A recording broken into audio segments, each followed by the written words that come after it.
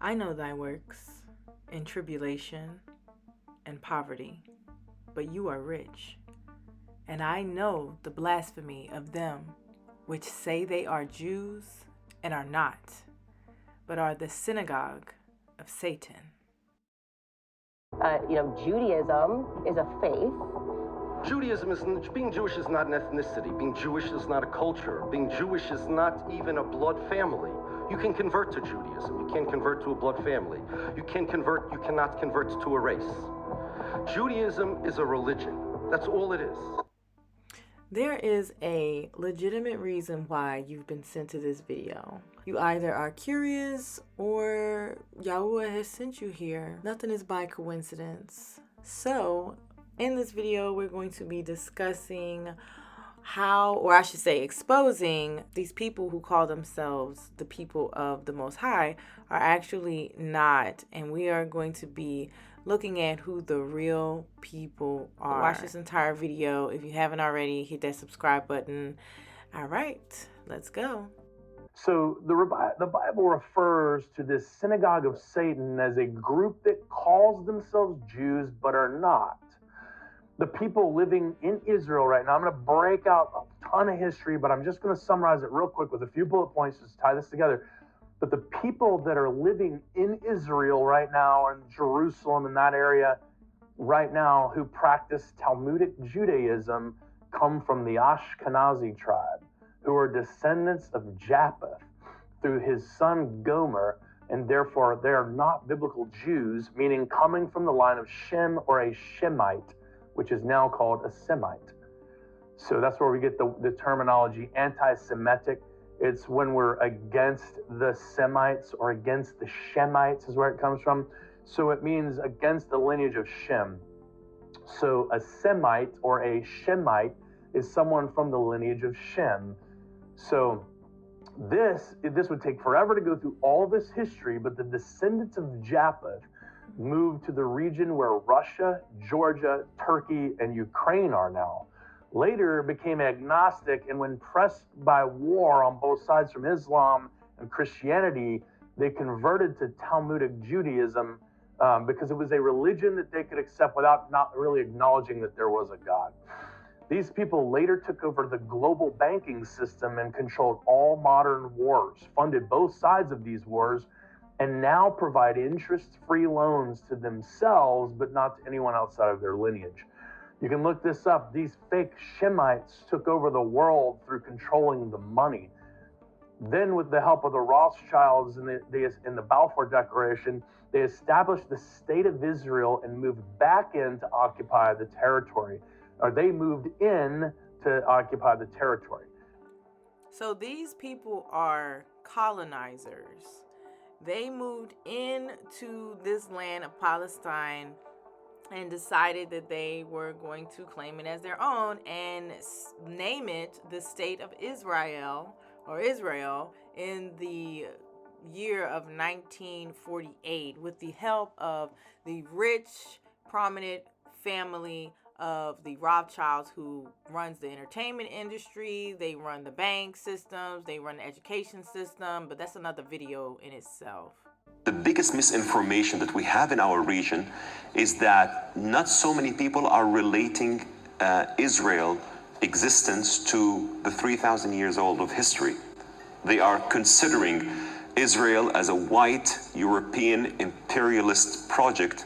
The Jews are foreign colonialists from Europe, not indigenous people who lived in this region for very long, not are the people who the prophets and kings that we revere and honor are their ancestors. We don't have, we keep disconnecting that. So yeah, and I always say that it has to be reinforced in a way that would tell the world that the Jews are indigenous to this land, because where does the word Jew come from? Right.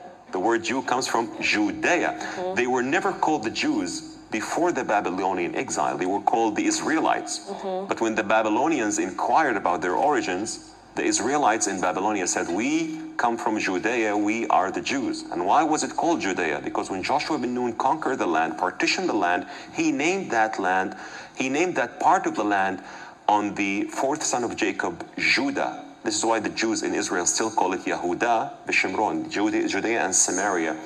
If your ancestors were brought from the portion of the land that would call Binyamin, you would now be called the Binyaminites, not the Jews. So understanding history is very important, especially the biblical history, and I believe there's a big gap in that. Derived from Shem, one of Noah's 3 sons in the book of Genesis. So the sons of Japheth, Gomer, Magog, Madai, Javan, Tubal, and Meshach, and Tyrus. And the sons of Gomer, so Japheth had all these sons, and then his son Gomer had his first son was Ashkenaz, right? So if you look here at this map, I know it's kind of challenging to see on the small thing, but the lineage of Shem is here in yellow, Ham in green, and Japheth in the red up here. So and if you look in close to Japheth, you see Magog, Gomer, Meshach, Togarma, Madai, and Ashkenaz up there. So these tribes moved up into that region. So now that we know that the Ashkenazi Jews, who made up the largest portion of the population of Israel, are not the biblical line of Shem and can't be actual Jews, this is because Satan has been using his people to set up this deception from the beginning. He has replaced the Israel of Yahweh with a fake Israel nation state.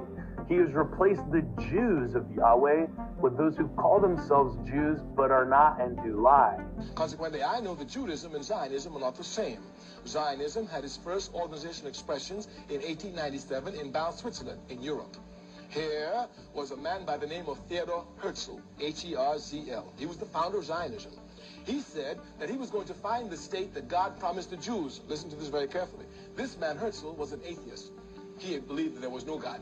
He said God did not exist. Now, how is it that a man who believes that God does not exist is going to find a state that God promised to his chosen people?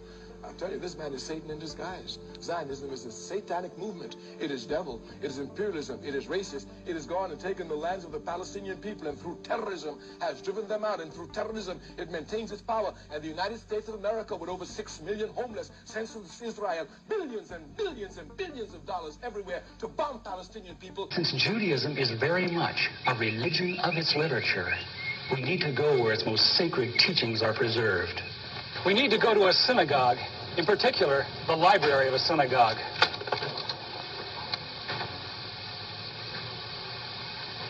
In every synagogue library, we find hundreds of books, but there are a few which tower above the rest in authority. These include the Encyclopedia Judaica, the Universal Jewish Encyclopedia, the Jewish Encyclopedia. In the oldest of these, the Jewish Encyclopedia, we encounter fascinating new perspectives on the inner teachings of Judaism, perspectives which are well known to most religious Jews, but unknown to Christians. Most Christians believe that the Judaism of the Old Testament is very similar to Judaism today. Yet the Jewish Encyclopedia, in its article on Judaism, says modern Judaism and the Judaism of the Old Testament are very different.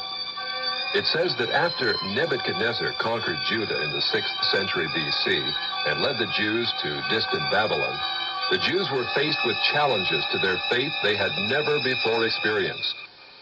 Ever since the time of Solomon, the religion of Israel had centered around the magnificent temple in Jerusalem with its sacrifices and rituals. The question now became, how could one be a true Jew in a very foreign, even hostile environment? The need arose for a certain class of lay priests called scribes or sopherim to interpret the law in this new setting and make it workable. In time, these scribes became what the New Testament calls the scribes and Pharisees, the greatest legal authorities of Israel for all ages. The Pharisees said there were really two inspired revelations to the Jews. There was the written law of Moses received atop Sinai, but there was also the oral tradition acquired by 70 elders who came to the base of the mountain but were forbidden to proceed farther. The Pharisees said that these 70 elders, or Sanhedrin, received a much more extensive and profound revelation than Moses, a revelation which was never written down, yet took precedent over the written law. When Jesus came on the scene, his reaction was to bitterly denounce this counterfeit tradition. Christ said the Pharisees, by their tradition, had made the law of God of none effect. He considered the Pharisees the most dangerous leadership Israel ever had. In 70 AD, Jerusalem was destroyed by the Romans. Although Jewish sects such as the Sadducees now disappeared, the Pharisees emerged with even greater power over the Jewish people. The Jewish Encyclopedia describes the new rule of the Pharisees. With the destruction of the temple, the Sadducees disappeared altogether, leaving the regulation of all Jewish affairs in the hands of the Pharisees.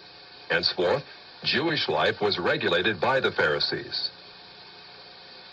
The whole history of Judaism was reconstructed from the Pharisaic point of view. Pharisaism shaped the character of Judaism and the life and thought of the Jew for all of the future. In 135 AD, all Jews were expelled from Palestine. The Pharisees led most Palestinian Jews in a mass migration back to Babylon. The majority of Jews were already in Babylon and had been since the time of Nebuchadnezzar 600 years earlier. Yet around 140 AD, Babylon became the acknowledged land of refuge for world Jewry. For another 1,000 years, Judaism flourished in Babylon under the leadership of the Pharisees. Great academies of the rabbis were established and thousands of new laws formulated. There, those same Pharisees who killed Jesus Christ remained the undisputed rulers of Judaism. In Babylon, the Pharisees codified their oral traditions into the Babylonian Talmud, the written form of that oral tradition which Jesus so bitterly rebuked. The Talmud reveals how deep was Israel's apostasy. In her beginning, God gave the Hebrews the loftiest, the most upright literature and ethics the world has ever known. Yet when they turned their backs on him, they produced the Talmud, a work which has aptly been called a monument to human folly. The Talmud also helps us understand the basis for Christ's unflattering descriptions of the Pharisees. Jesus described the Pharisees as hypocrites, children of hell, blind guides, whited sepulchres, full of dead men's bones. He even described the Pharisees as children of their father the devil, a murderer from the beginning. The Talmud confirms Christ's words. In the Talmud, in Treatise Sanhedrin, an extensive passage describes the right of the Pharisee to kill anyone, just as long as he did so indirectly. As one of dozens of examples, the Talmud tells us that if one bound his neighbor and he died of starvation, he is not liable to execution. In such an indirect manner, the Pharisees also killed Christ. Manipulating the Romans to actually wield the spear and sword, the Pharisees claimed, as their descendants do today, that since the Romans were the direct cause of the death of Christ, it is the Romans, not the Jews, who are guilty. Christ also called the Pharisees adulterers, an adulterous generation. The Talmud provides generous loopholes for adultery. It says the penalty for adultery does not include sex with a minor, the wife of a minor, or the wife of a heathen. The Talmud also encourages seduction of unwed adolescent girls called designated bondmaids. But it's important how such rapes are performed. With the designated bondmaid, one is guilty only in the case of natural connection, but not in the case of perverse connection. The Pharisees reasoned that rape in a perverted manner is outside the jurisdiction of the law. Normal rape, however, was punishable. In Babylon, sexual perversion of every kind had been a way of life for millenniums. The Pharisees were deeply influenced by such practices. In 3 of the major treatises of the Talmud are found extensive passages which give legal endorsement to seduce and marry 3-year-old baby girls. In fact, many of the greatest rabbis of the Talmud, including Simeon ben Yochai, upheld this privilege. Today in Israel, thousands of Jews go to Meron every year to venerate the memory of Simeon ben Yochai, one of the most respected rabbis in the history of Judaism. In one of dozens of endorsements of child sex, Simeon ben Yochai said, "A proselyte under the age of 3 years and a day is permitted to marry a priest. Agreeing with Ben Yohai, the great Rabbah said, "When a grown-up man has intercourse with a little girl, it is nothing. Or when the girl is less than this 3 years and a day, it is as if one put the finger into the eye." The footnote to this passage says, "As tears come to the eye again and again, so does virginity come back to the little girl under 3 years." The same section confirms that sexual activity with small boys is in the same category. The intercourse of a small boy is not regarded as a sexual act. In addition to adulterers, Christ, in the story of the Good Samaritan, portrayed the Pharisees as racial bigots, too self-righteous to respond to the suffering of one who was not a Jew. It is true, because of the wickedness of the Canaanites, which included sodomy and infant sacrifice, Israel had been commanded by God to be harsh in her treatment of the inhabitants of the land. God made it clear that the Canaanites were not simply to be avoided, but destroyed. By the time of the New Testament, this method of preserving God's kingdom by separation and the sword had become obsolete. God no longer made a racial difference between men. But the Pharisees were unfazed by God's new agenda. The Talmud was finally written down nearly 5 centuries after Christ, yet its critical, even homicidal attitudes toward Gentiles might have been lifted out of the book of Joshua. However, the quickest way to grasp the Talmudic view of Gentiles is not directly from the Talmud, but from the Jewish encyclopedias. If we quote an isolated opinion from the Talmud, a rabbi may quickly object, saying, "But that is not the overall opinion of the Talmud. That is not the definitive view." What the Jewish encyclopedia provides us is a definitive overview of perhaps hundreds of rabbinic statements on any subject, giving us accurate summaries of what the Talmud generally teaches. In its article on Gentiles, the Jewish Encyclopedia begins to define what makes a Jew so different from a Gentile. According to the rabbis, only Israelites are men. Gentiles they class not as men, but as barbarians. Since Gentiles are not men in the fullest sense, so the Gentile is not a neighbor of a Jew. Further, since Gentile laws were too crude to admit of reciprocity, meaning too crude to be taken seriously, the Gentile was forever beneath the Jew. Gentiles were outlawed by God from the beginning, and thus had no property rights. The Almighty offered the Torah to the Gentile nations also, but since they refused to accept it, he withdrew his shining legal protection from them and transferred their property rights to Israel, who observed his law. Since the Talmud outlawed the child, or issue of a Gentile, as that of a beast, a Gentile had as little legal rights in a Jewish court as did an animal. The Talmud states that if a Gentile sue an Israelite, the verdict is for the defendant, the Israelite. Conversely, if the Israelite is the plaintiff, he obtains full damages. Because the Talmud conspires against Gentiles, if a Jew was ever caught telling a Gentile what the Talmud really says, such a person deserves death.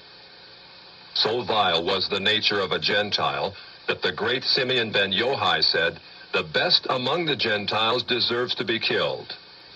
The best of snakes ought to have its head crushed." Jews, however, are exalted beings in the Talmud, worthy of praise.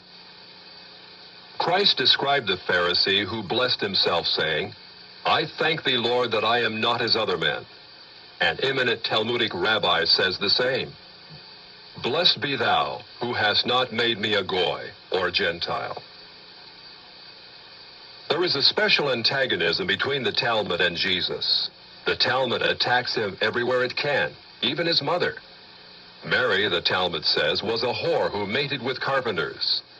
She who was the descendant of princes and governors played the harlot with carpenters. It naturally followed that the scribes declared Christ to be a bastard.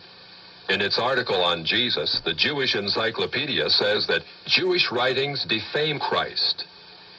It is the tendency of all these sources to belittle the person of Jesus by ascribing to him illegitimate birth, magic, and a shameful death. Jesus, according to this article, was considered one of the 3 worst enemies of Judaism who came to an ignoble end. The Talmud says they subjected him to 4 deaths: stoning, burning, decapitation, and strangling. The Talmud also says he is now in hell, punished with boiling hot excrement. What is Christ's advice as he speaks to us out of hell? The Jewish Encyclopedia quotes Jesus as telling us above all to bless the Jews. He says, "Further their well-being. Do nothing to their detriment. Whoever touches them touches even the apple of his eye." Christians, as followers of the false prophet Jesus, also deserve death. The Jewish Encyclopedia again recaps the Talmud's position. A Gentile observing the Sabbath deserves death. It says the Talmud's hatred was probably directed against the Christian Jews.